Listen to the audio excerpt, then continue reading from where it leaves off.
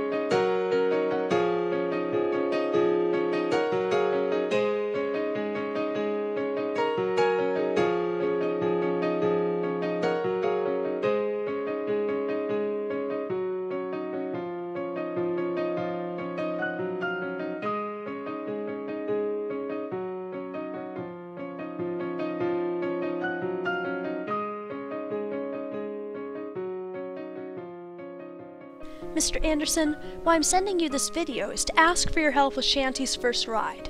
I've started over 15 horses with your method over the years, but for a wild Mustang, you could say that I'd appreciate some backup.